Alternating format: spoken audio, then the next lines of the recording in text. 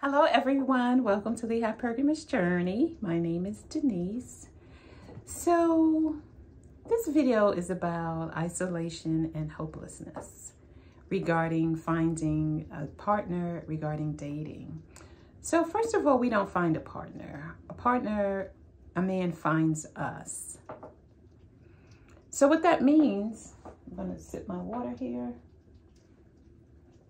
I like drinking water in a wine glass. Makes me feel better about doing it. I guess you can say it's whatever floats your boat, right? As long as you drink it. So I wanted to talk about hopelessness and isolation. We as mature women, and maybe women, younger women, can write in the comments if this is true for you. But as mature women, we are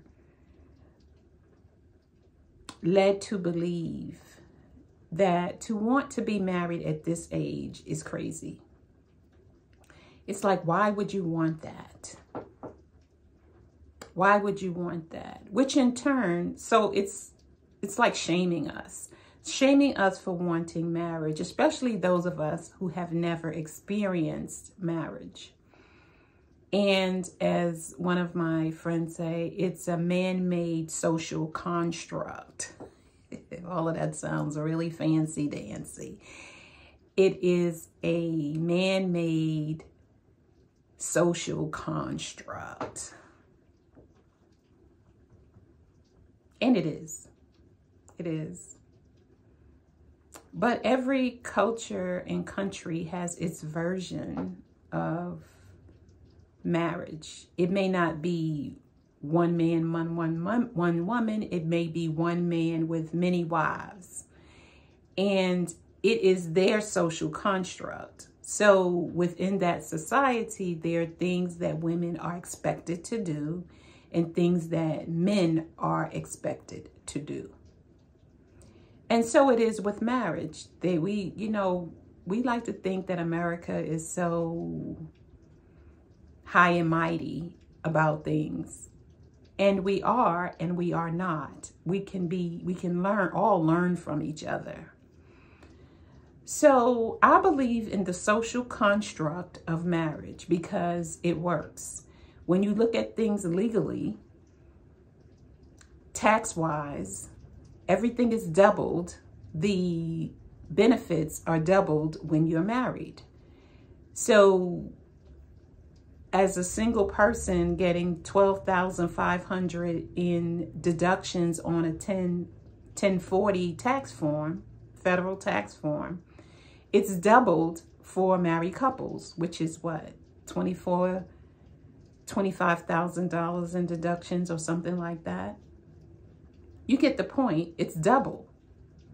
Social Security benefits if somebody is disabled or dies, and you've been married over 10 years, you don't get two Social Security checks. You get the higher of the two. So if your husband made more money, then you will get his Social Security check, and you've been married for 10 years. This is not financial advice. I'm not a financial professional or anything. Check it out yourself. You'll get the higher of two Social Security benefits checks. You'll get the higher of the two if you've been married for 10 years or more. And so on and so forth. And then there's even, social status of a married woman of the same age versus an unmarried woman of the same age or never married. People don't say it most times, but they're thinking, like, well, what's wrong with you? Well, there's nothing wrong with us. There's nothing wrong with us. How about what's wrong with the men who didn't want to marry us after us spending 10 years of our youth with them, or us not requiring it of them, or us being afraid to lose them if we did press marriage. And then when we did press marriage, they left. So when we look at the social construct of marriage, marriage is a man saying to society, I choose this woman above all others. I choose to be with this woman, build a life with her, create a family with her against all the other women that I have met or will meet in the future. I choose her. Good or bad. We're not talking about this or that or it's working and divorce. We're just saying just that's a general statement that the man is saying to the world. I choose her over all the other women that I've met or that I will meet. She is the one who is right for me. And there's nothing wrong with us wanting that. And if I don't get it, I don't get it.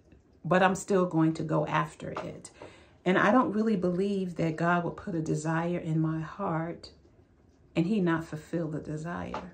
I have to be willing to do the work, to change what I'm thinking, to change the way I'm showing up. And when I tap, my channel is not only helping subscribers and viewers, my channel is helping me. My channel is helping me. My channel is helping me grow and be a better version of myself. And I will continue to grow and learn until the day I leave this earth, because that is just my nature. That's who I am. I like new information. I like implementing new information, even though it's scary at times. So isolation. Wanting marriage or wanting to be mated at a mature age can create isolation if you let it, because you don't share your desire for companionship, marriage, and mating or mating with many people. Because maybe the people in your social circle are already married. And I have found that people who are already married do not make the best people to they just don't introduce their single women friends to single available men.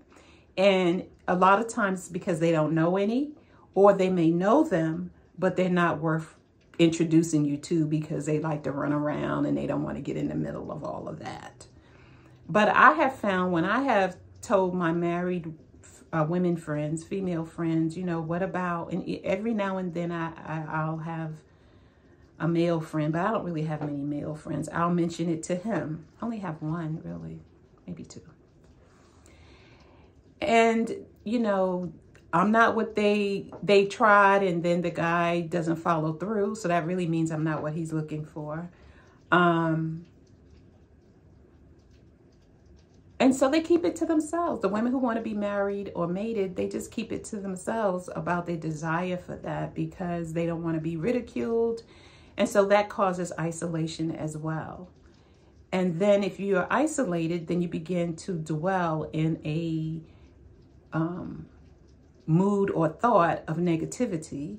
Well, maybe they're right, or maybe I really am too old, or I'm really too overweight, my hair is too short, I'm too heavy, I'm too dark, I'm too light, I'm too this, I'm too that, I'm too old, I'm not old enough. And do you see where I'm going with this? We just keep going on and on and on.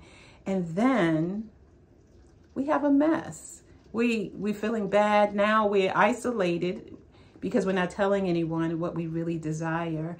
And then we're feeling bad about it. And before you know it, we're in a state of hopelessness. We feel like everybody is getting partnered in doing and getting what they want, and we're not getting what we want.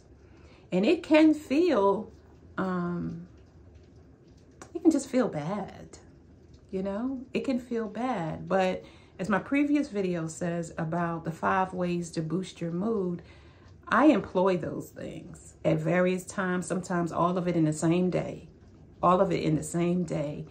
because I cannot afford to go into isolation or hopelessness, because they are energy drainers, they are energy zappers. And before you know it, you're eating more than you should, which causes weight gain.